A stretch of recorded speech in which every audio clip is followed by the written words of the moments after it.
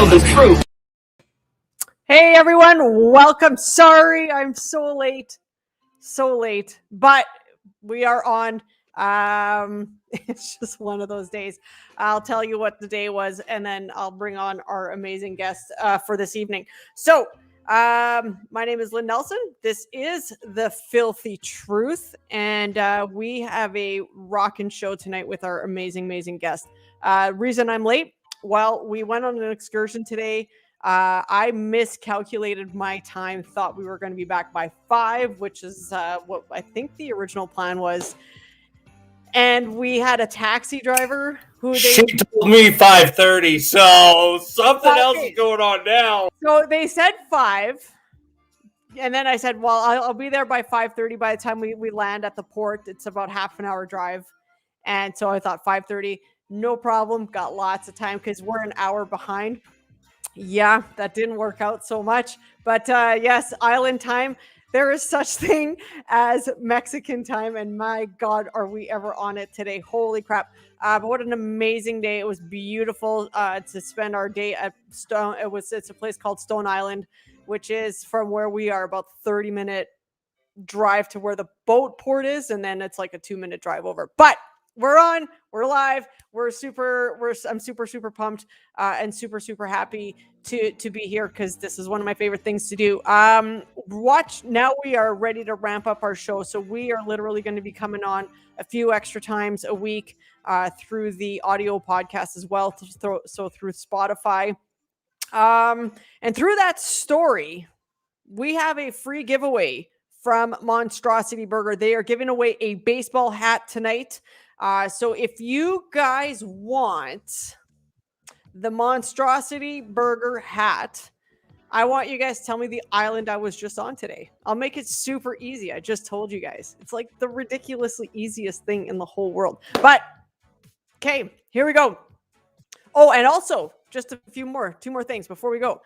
I would just want to thank Winnipeg Alternative Media, of course, for streaming this show. So thank you so much to Todd for giving us an amazing platform. And of course, we are on the Take Action Canada Twitch site. So if you guys go to Take Action Canada TV and you guys head over to Twitch, you guys can also watch us live. We're also live on YouTube and, of course, all over Facebook.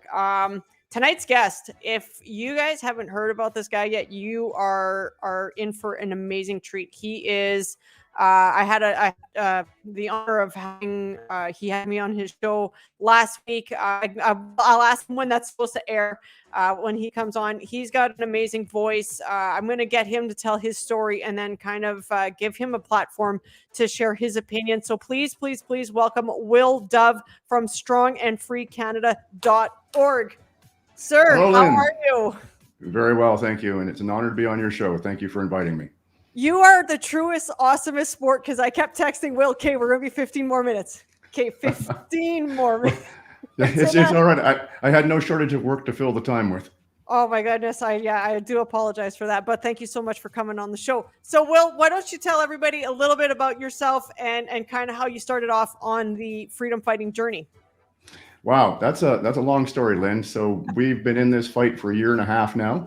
Strongandfreecanada.org started out as a little organization in Calgary, where I am. We started out as End Calgary Lockdown, and back then in August of 2020, we were just a petition. And on August 29th, when we launched, we had 4 signatures on that petition. All 4 of those people live in my house. But it just kept growing, and we went Alberta wide, and then we went Canada wide, and then we ended up as strongandfreecanada.org, and that little petition, which, by the way, is unique in that when people sign it, it gets emailed to all of the MLAs, MPs in your area, to your premier, to the prime minister. Now has over 33,000 signatures on it. We have almost 25,000 people on our mailing list, and I started doing interviews with experts, scientists, doctors, nurses, paramedics, lawyers, whistleblowers. Back in August of this year, we've been pumping those out at a steady rate of 3 a week. We've been going viral on some of these. My most popular interview to date has had 160,000 views on Rumble alone. And we just posted one yesterday that we are expecting is going to surpass that. My interview with Dr. Daniel Nagase on the release of the secret Pfizer trial documents that they didn't want anyone to see. That's crazy. Yeah, that's I remember the end Calgary lockdown. I remember hearing that. Sorry, I'm just trying to put a sweater on here. It's freezing in my room.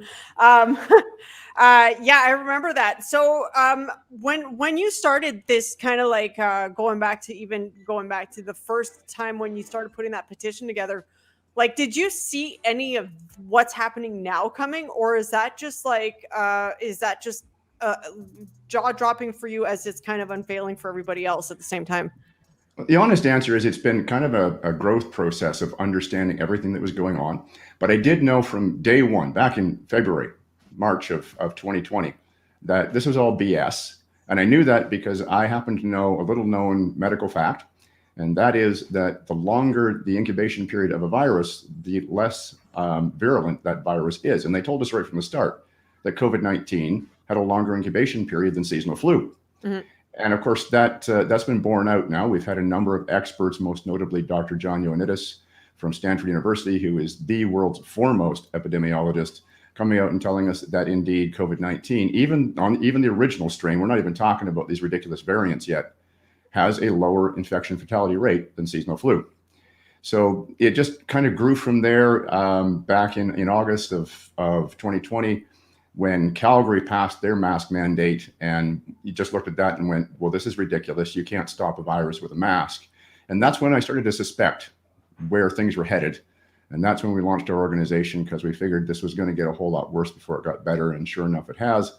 But, we've had a hell of a lot of victories along the way, too.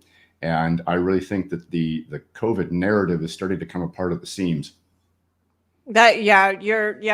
I totally agree with everything you're saying. And I mean, and then that's kind of when I started really questioning it too, was probably we were 2 weeks into the lockdown, and it was about a week in. I was like, this is weird. Cause like, why are the LCs open? Why is McDonald's open? Why can we still go grocery shopping? Why aren't the kids really out of school yet, if this was as bad as they're making it out to be? And then the biggest thing that really hit me was, because I was a gym owner and we were one of the last ones to be able to open up again, I was like, if this was really about your health, gyms would be open. People would be, pushing for healthier stuff. Will, you and I, when I was on your show, we had a chance to talk about fitness and health. And that's kind of where I really wanted to lead a little bit tonight before we get really deep into the COVID stuff.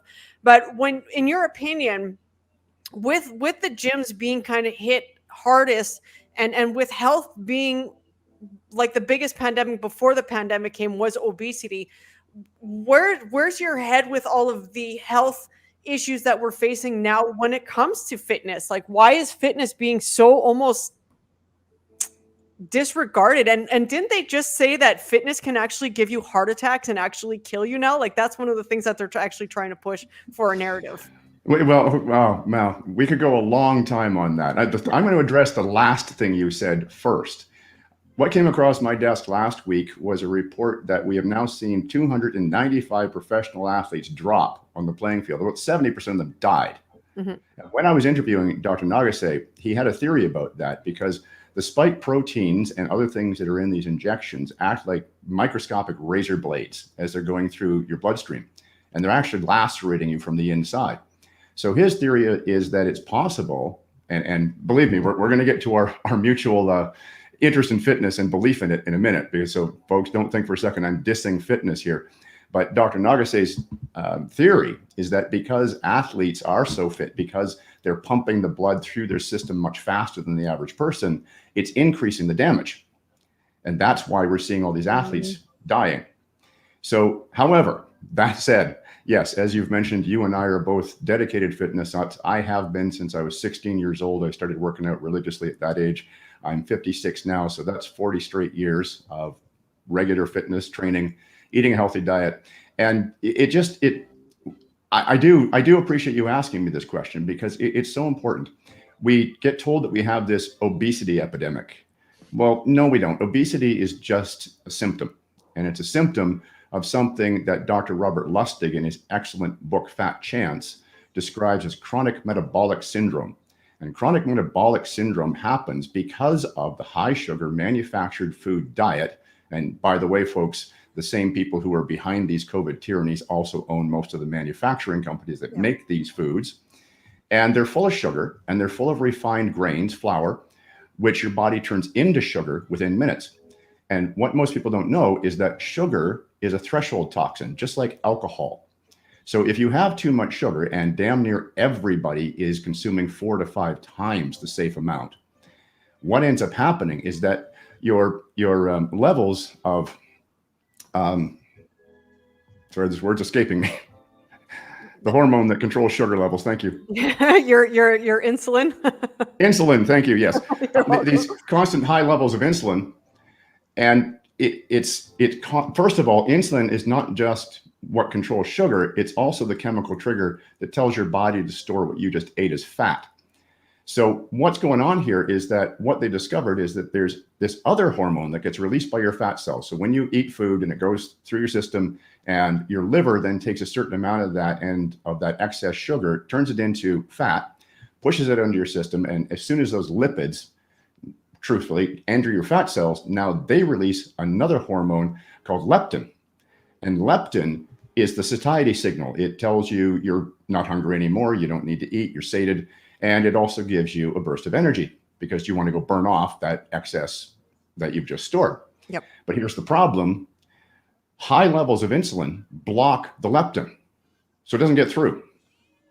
And so that's why people end up overeating, is because they're never getting that satiety signal. Yep. Now, here's the interesting thing, though. There's a lot of other things that go along with chronic metabolic syndrome aside from just obesity. There's heart disease, there's high blood pressure, there's hardening of the arteries, there's all diabetes, all kinds of things. And while it is true that 80% of obese people have chronic metabolic syndrome, what most people don't know is so do 40% of normal weight people. Yep. So to bring all this back to what we're talking about today, with all these COVID tyrannies and the health threat, I really believe that a lot of the fear that they've been able to engender is because people are sick and they're afraid that if they get this disease, well, it's going to kill them. And in some cases, sadly, they're right, because that's all those comorbidities you've been hearing about: diabetes, high blood pressure, yada, yada. And if we just had a society where we were teaching people, and we should be teaching them in school, right from elementary, first of all, the importance of a healthy diet and what a healthy diet is. And second, the importance of regular exercise. Yep. We'd have a society of people who would have gone, yeah, whatever, I'm not concerned, it's just a virus. It's just a virus. And so you kind of really touch on that with the school thing. And I think that this is where the school systems are really starting to fuck it up, and kind of maybe have been for a long while with how they've been kind of going about it, because it's a forced thing with gym class, right? It's forced to do it this way, and it's forced in ways that it doesn't allow the child to kind of expand itself, right? Because remember back in our day, like the geek got picked last, like nobody wanted to play with that kid because that kid sucked and you wanted a good team. And I think that the everybody gets a ribbon thing is bullshit, but I think that the schools have it wrong in how they teach education towards fitness and education towards health. And I think that they really push you into a direction of like, well, I don't want to do just soccer, or I don't want to just do, what's the one where you throw the ball and you get hit with the ball and you're out. Dodgeball. That's dodgeball. Yeah. That's me knocking the ball back at you for you having to prompt me with the word insulin. Yeah. Thank you. Yeah. So I think that this is where the schools kind of have it wrong. But so Will, in your opinion, how can we change that for kids growing up to see maybe that health isn't a bad thing, that it isn't hard work, and that you don't have to eat a bunch of broccoli, chicken, and rice, to have a healthy diet? I think you touched on it, Lynn, when you were talking about they're being forced to do these things. There's no enjoyment in it. This is something you have to go to the gym class and you have to do this, this, and this. And I can remember when I was in school and we still had a decent educational system, in physical fitness classes, you were exposed to a lot of different things. You could try badminton and tennis and basketball and baseball and football. And if you were near water, you could take rowing lessons and canoeing. You were given the opportunity to find something you actually liked doing. Yep. And that really is the secret to succeeding at exercise. I mean, I've been a gym nut my whole life because I actually enjoy lifting weights and I enjoy getting into the gym and doing cardiovascular exercise and all that. But a lot of people don't like that. So, why are we doing the equivalent with, and that's, if you took every adult out there and said, the only form of exercise that's available to you is the kind of stuff that Will likes. Well, of course, they're not going to want to do it because a lot of people don't enjoy that. And we're doing the same thing with our kids. We're not exposing them to all these different options for physical activity where they can find something they truly love doing. And so that's one of the things that we have to do, is to get back to that point. But we also have to teach them about the importance of it for the human body. And here's a big one that a lot of people don't know. There's an excellent book called Spark by Dr. John Rady. And what Dr. Rady does is he talks about the effects of exercise on the brain. Yep. And the effects are profound. They balance all of your neurotransmitters and hormones. They keep you calm. They improve concentration. They raise your IQ. And if we were doing this with our kids, and there was an experiment that he talks about in his book that was done in the US, I think it was in Michigan. And they went into actually one of the poorer school districts where the kids were not performing well academically. And what they did was they started this exercise program for which you could get credits. This was done in a high school or several high schools. And they started their day with some form of physical activity, something that the kids actually liked doing. And what they found was, after just a few months of this, not only did their marks go up, but they became the top academic school district in the state. Oh, wow. Just by doing fitness and just by having something kind of fun. See, and that's the only thing that changed. All they changed. They just added this fitness regimen at the beginning of every day. Yeah, and I agree with that because, and like being out here, you definitely see it, right? You see more people are active. People just walk. People just, they play golf. They go and play tennis. They do this. They do that. Like, fitness doesn't mean go to the gym and do exactly like do what Will does, or go to a CrossFit gym and do what Nelson does. Like, that's two different things. Like, it's about moving your body, and then kids and having fun. That's the whole going into your energy of elevating your spirits and elevating your moods and having always positive energy and getting to expel all that stress. That's huge. So then we lead it to what they're bringing into and this is how it was going to lead me into this conversation, was now the kids are being taught songs on get the jab, get the shot, wear a mask. I saw a couple of printouts. A friend of mine sent me this from their school in Winnipeg. And it's mind blowing that this is what they're fucking pumping on our kids now. It's forget about fitness, forget about having fun. Now we have to fear your friend. You have to fear your grandmother. You have to fear your neighbor. Wear a mask. Don't touch anybody. Get the shot. That's the only way you stay safe. What do you say to that? Well, that's an essay question. Actually, it's three essay questions. Yeah. We got all night to talk about it. All right. Well, let's start with the message that they're being given. Get this shot, get this shot, get this shot. And I'm not surprised that this is happening. And we're going to get in a minute into just how damaging those shots are and what the real agenda is for them. But let's just talk about this whole pharmaceutical solution to health that we've had in our society now for the last 30, 40 years. Yep. It's no longer about preventative medicine. It's no longer about keeping people healthy. It's about treatment. And what people have to realize is that the drug companies are making a killing off of this. They have zero interest whatsoever in curing what's wrong with you. What they're looking for is a treatment you have to keep paying for. Yep. Because they lose money if you got healthy. Well, then you wouldn't need them, would you? Yep. I'm 56 years old. I'm not missing not being able to go to my doctor. There's nothing wrong with me. So we've got that mentality that's infiltrated into our society, this whole idea that health is something that comes out of a bottle or a syringe. And so they're kind of hijacking that. But let's talk about these injections that they're wanting to stick into our children. I'm going to bring the party down for a minute because I want to talk about what's in the Pfizer document and what Dr. Daniel Nagase was talking about. In that document, I'm going to throw some statistics at you from it. It was a 3-month trial, started beginning of December last year, went to the end of February. So that was right from the start of the vaccine rollouts. 42,000 people in the trial. By the end of the trial, and something that Dr. Nagase pointed out that's important is he said, you got to remember that doesn't mean that everybody got their shot who was followed on December 1st. You could have had people in that trial who got their shot December 1st. You could have people there who got their shot February 27th. So all they did was they tracked to the end of February, and they didn't track beyond that. So we don't know what happened to these people after that. But I'm going to give you some statistics from that trial, and it's truly alarming. Let's start with the big one. 42,000 participants in this trial. 1,223 of them died. That's 3%. Wow. Right there. That's 3% of people who dropped dead within that 3-month period because they got these injections. Now let's take a look at the adverse effects. And I'm getting back to the kids in a minute. I am. Among adults, 31% had severe adverse reactions that had not resolved by the end of the trial and might very well be lifelong. We don't know. We have no way of knowing. But here's the really bad thing. The adverse events among children, and they did inject people as young as 5, 40%. Holy fuck. And now they're wanting to stick this into our kids. And we've already got Theresa Tam here talking about wanting to inject 6-month-olds. So 40% of kids around the age of 5. 5 to 12 who were 5 in to this 12. trial, 40% of them had serious adverse reactions. And 0.00, what is it? 0.0007% chance of them dying of this disease. Yes.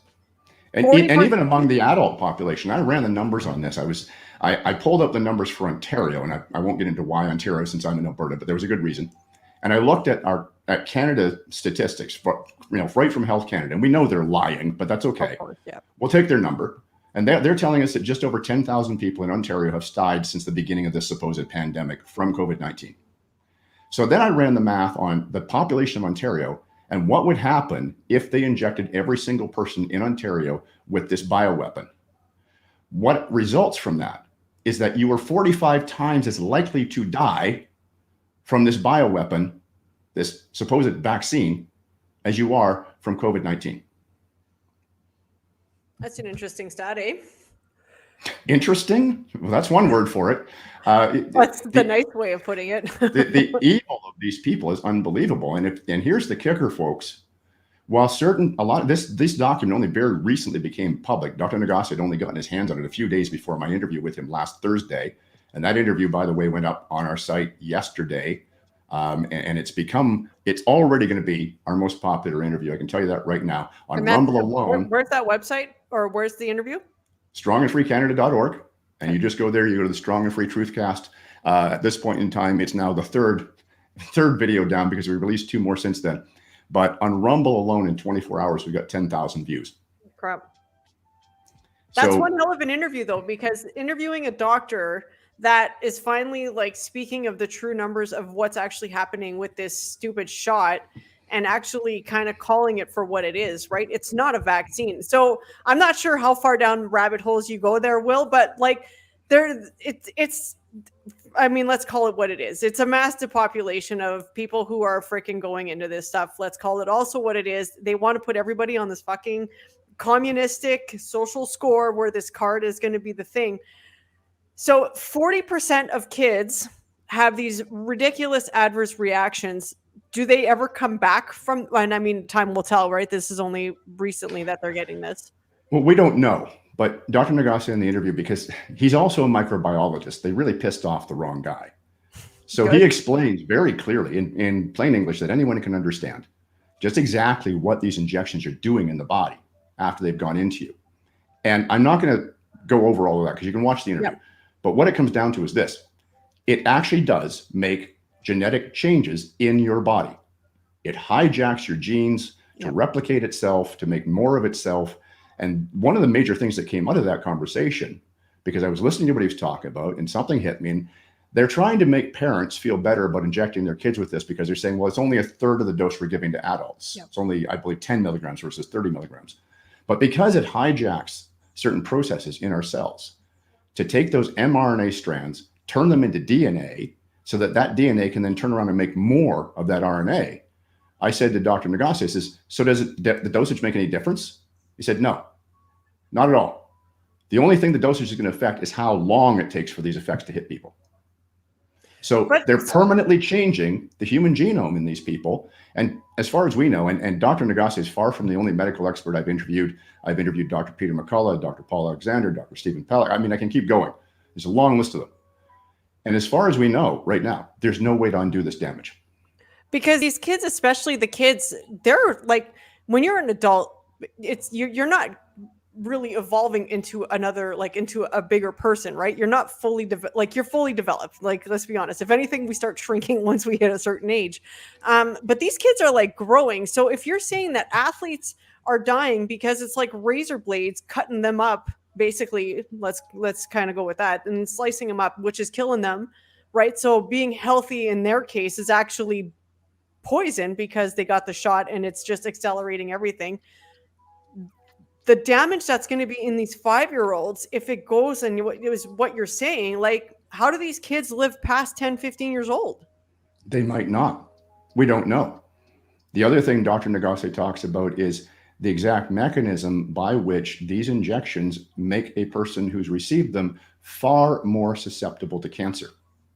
Yeah, I heard about the spike of cancer. I actually have a friend of mine who texted me and saying it's really, really weird, but the spike of patients that are coming into her facility now with random weird cancers, she's like, Yeah.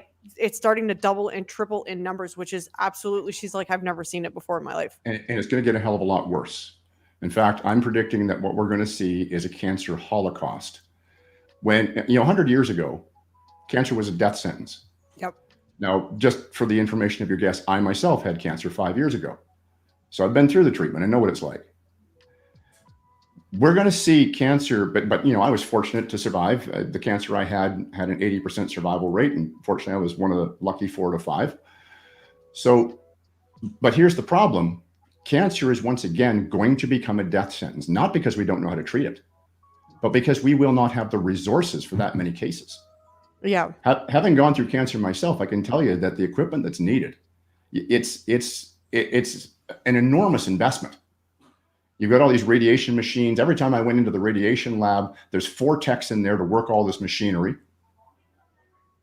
We don't have the resources. We're going to be overwhelmed with cancer cases.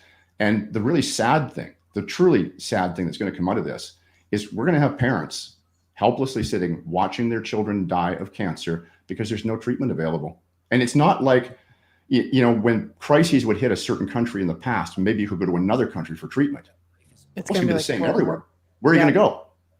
You can't go to Mexico for treatment because they're overwhelmed too with this damn shot. And I agreed with you because I said the same thing. I'm going to say about 4 or 5 months ago, I said, we're going to have a cancer pandemic, not for the reason with the shot, because we didn't know much about the shot when I had called it, but I had called it because of how many people got missed doctor's appointments and misdiagnosis because 1, they weren't allowed to go see their doctor, or 2, the doctors just wanted them literally in and out, or they're doing freaking Zoom calls for doctor's appointments because they're not allowed to come in if they're not vaxxed.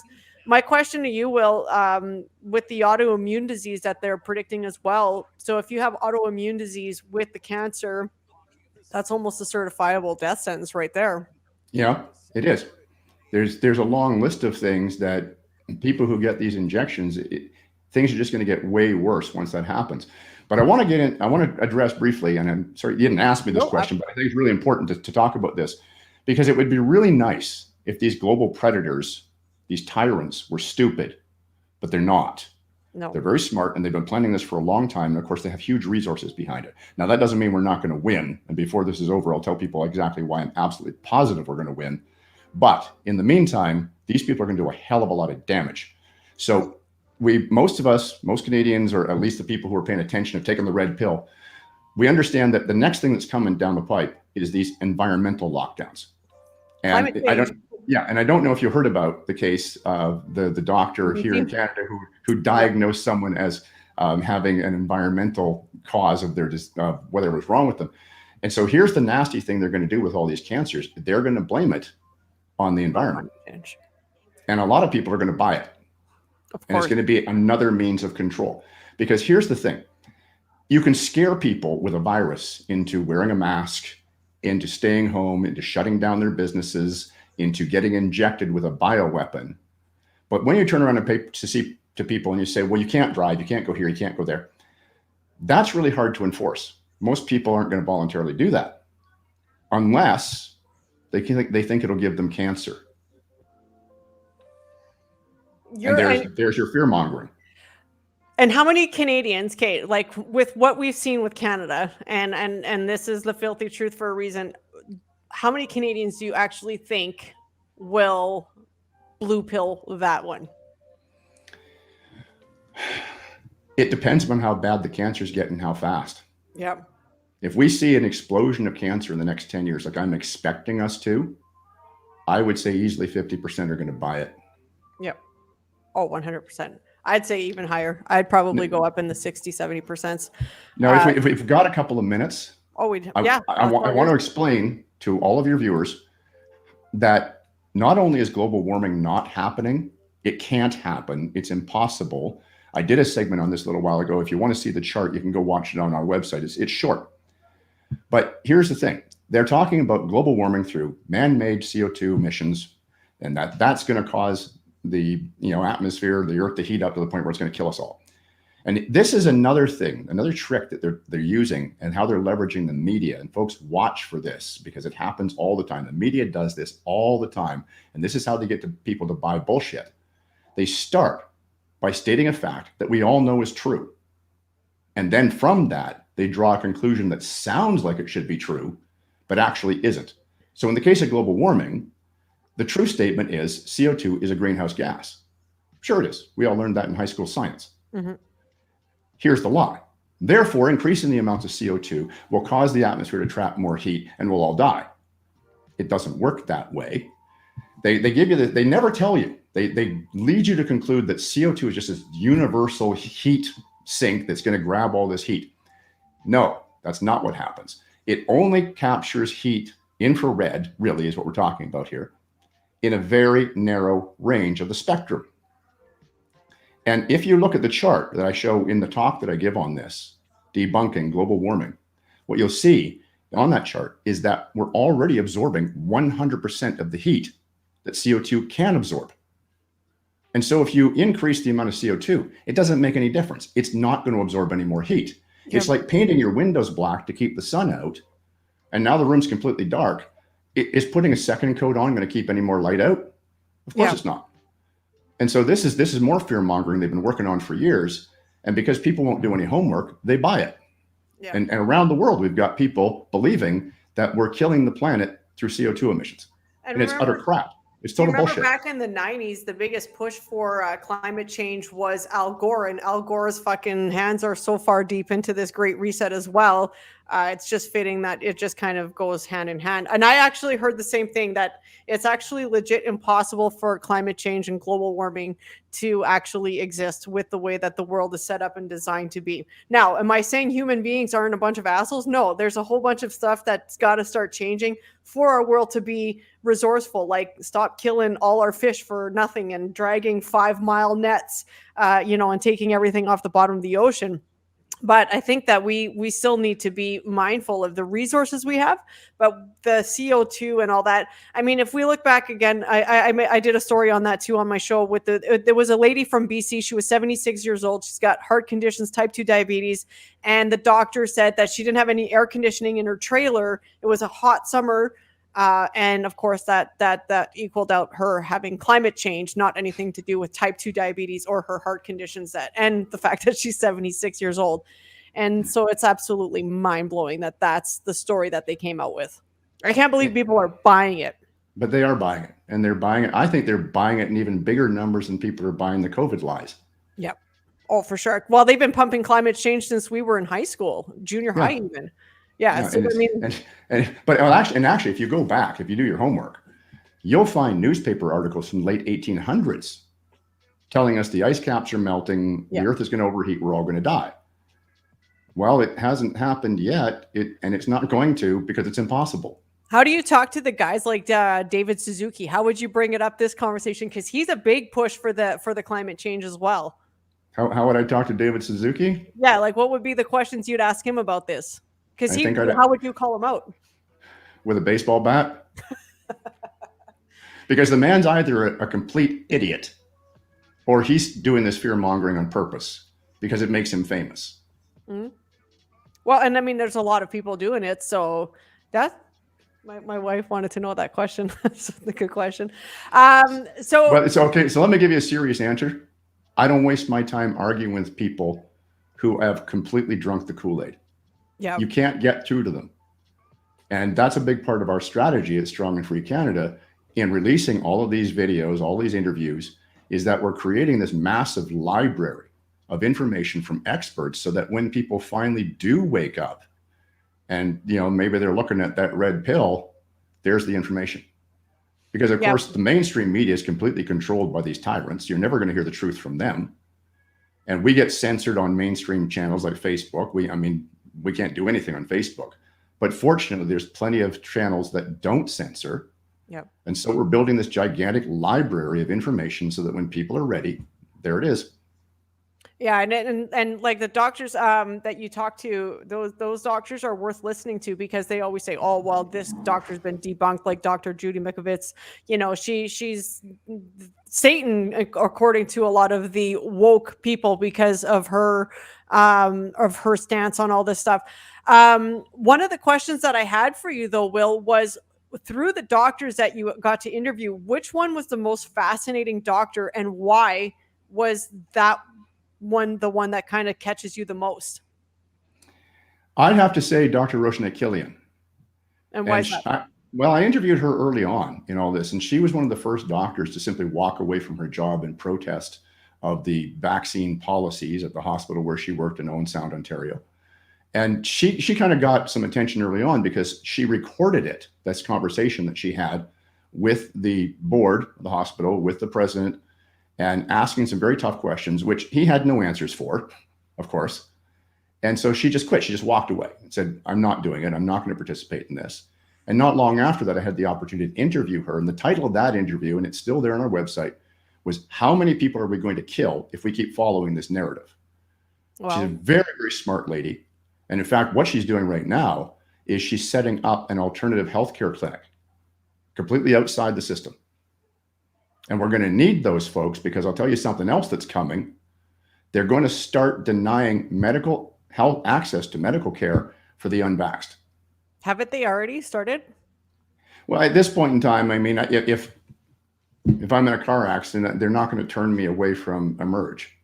Yeah. But it's coming. Yeah.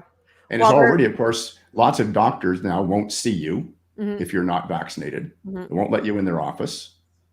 So this is coming. And so we need this alternative healthcare system, this parallel system, to treat those of us who understand what's going on and are absolutely going to refuse to participate in this no matter what they threaten us with.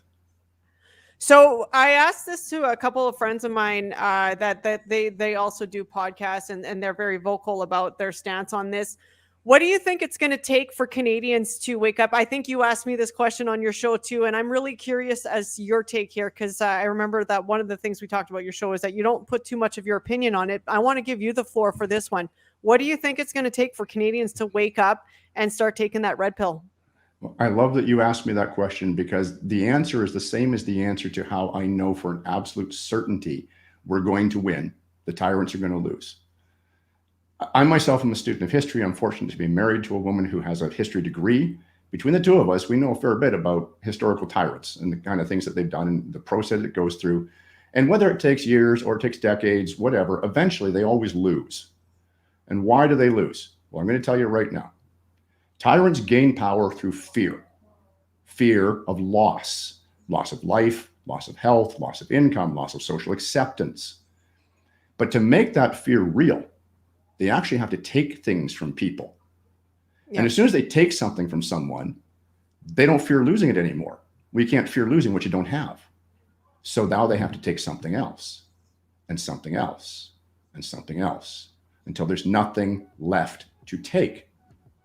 And when people reach a point where they perceive they have nothing left to lose, they stop being afraid, they get angry, and they fight back. So what's it going to take? It's going to take enough people losing everything. And as soon as that happens, you're going to see Canadians standing up en masse saying, "We're not doing this anymore." Yeah. I 100% agree with you. And I think that you have such an amazing platform, and you know, I went through a couple of your shows, and just listening, it's very, very informative, and you have some really amazing guests. So I was thank you for having me on your show, because I was, you know, with all the lists of doctors and all those big speakers, it's like you just got me sitting there. It's like it's pretty cool. But So everybody has an important message, and yeah. we call ourselves the voice of the COVID counter narrative for a reason. And I have never turned away anyone who had a good point to make. I don't care if you've got credentials or not. And you know what? You don't need to. One of the most important interviews I think I did recently was with Jody Ledgerwood, and she's just a realtor. She's not a lawyer, but she's invested hundreds, if not thousands of hours of her time into researching our rights. And she's put it all together into a document. You can access this on our website. And once you educate yourself, now you're equipped to defend your rights. You don't need a lawyer. And this is really important for people to understand. You must educate yourself on your rights, because while there's some great lawyers out there who are working to protect our rights and freedoms, trying to defend as many clients as they can, they are just hugely overwhelmed. There's a handful of them and millions of Canadians who have suffered consequences of these COVID tyrannies. So folks, you must educate yourself into the law. You must know your rights. You have to know your rights. And this is the biggest thing that I always said. And I have a friend of mine who he lives in the States, and he comes on the show once in a while. And that's what we always say is the difference between a Canadian and American is that the Americans know their rights. They know their rights. They know their fundamental freedoms from their core.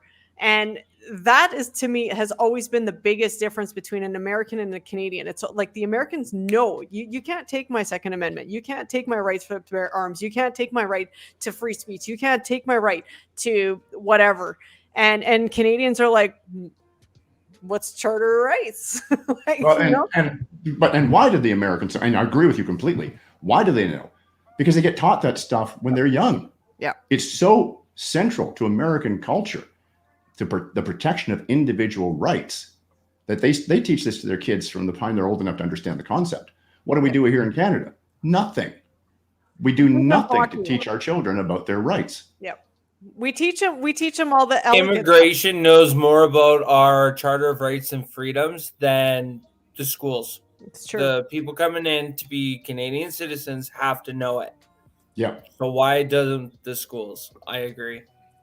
And that's where we have, like, I think the whole school system needs to be kiboshed and rebuilt from the ground up, because this is where the biggest problem is we have it backwards. We teach comfort, we teach distractions for our kids, we teach them things that don't even know anything about nothing, that about who they are, their rights as Canadian. They don't know, like, even listening to some of my kids talk about some stuff, and it's like, weren't you guys taught this in school? Like, fuck, this is the shit we were taught in like grade 3, and they didn't even touch it yet. And it's mind blowing.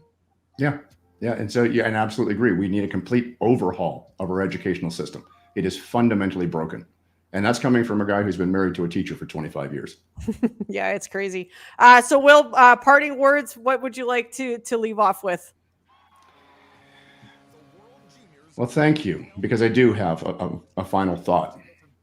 I talked about, we've got these lawyers fighting for us, and I'm very glad of their efforts. Some of them have become my personal friends, but we're not going to win this in the courts. No. The only way we win this is when enough of us simply stand up and say, no, I'm not doing it. And sometimes that's hard. It's scary. You might suffer a consequence for doing it. So let me give you this as a final thought. Courage is not the absence of fear. It's action in the face of it. That's very well said, bud. That's awesome. Will, thank you so much for joining us tonight. strongandfreecanada.org, guys. Go check out that website. Make sure that you guys are checking out all of his videos and his latest one with that doctor. I missed the name of the doctor, so I apologize. This was I thank you, Will, so much for everything that you're doing, for fighting for all our freedoms, and having such a great platform to be able to educate a lot of Canadians. Guys, if you guys missed it, I actually missed who said Stone Island, the first one here. Barb Paul, you get the free hat from Monstrosity Burger. So congratulations, Barb. I'll get a hold of you after the show here. Just a final thought for everyone too, when we're talking about school and when we're talking about the future for what's happening with our kids. As parents, we are here to protect our children. We are here to make sure that we're the shield in front of these guys, because we need to protect our future. And we're looking at what's happening with the kids, and we're looking at what's going to be happening. I mean, 40% is a big number of kids that will never be the same because of this shot. And you guys, we have to remember too that, you know, it's not the kid's responsibility to protect grandma or to protect your neighbor. Your neighbor needs to take responsibility for their health, and it's not running out and getting a shot. It's taking care of your health. Like we talked about at the beginning of the show, it's making sure that you guys are moving your bodies, that you guys are staying active. And it's not physically active. I showed a picture on my Facebook. I don't know if that was this morning or yesterday, but I used to be over 200 pounds and I dropped down. I'm about 150 right now. And before that, I was down to 135 just through working out and running and being super active and being super conscious of my food. Now I'm 80-20. I work out 80% of the time. I eat clean 80% of the time, and I enjoy my life with that 20%. That allows me to have those fries once in a while. But that's what it is, guys. It's taking care of your health. It's making sure that your kids don't hate fitness. It's making sure that your kids don't hate eating healthy foods, right? It's not forcing them all the time to do it, but it's also really guiding them to and explaining why this food is nutrition. And starting right from day one, man, when those kids are able to eat food, it's all about what kind of foods you guys are putting in those kids. Thank you so much, Will. Thanks to everybody who joined in tonight. Sorry again for the tardiness. Mexican time, it's a for real thing. So that's I'm going to blame that for tonight. I don't forget, guys, go to Spotify and follow us and subscribe to the YouTube channel as well. It's The Filthy Truth on YouTube. Make sure you guys are subscribing to both. Thank you so much for tonight. Mr. Alex, thank you so much for the keep pushing back the time. That was awesome of you. Thank you too. You're welcome. Thanks, Alex. You're such a great producer. I know. Well, if I'm so great, everybody should donate. That rhymed. Donate to the pay. Put it back up here. Put it right there. Donate to Mr. Alex for all his hard work that he does. It's all pro bono. So this guy is awesome. So and yes, it's spelled right. They wouldn't let me put down. So dude. So that's spelled right. That's spelled right. Yeah, that's the right one. All right. Can't blame dyslexia on that one. All right, guys. Thank you so much, Alex. Lead us out, guys. We'll talk to y'all later. Bye.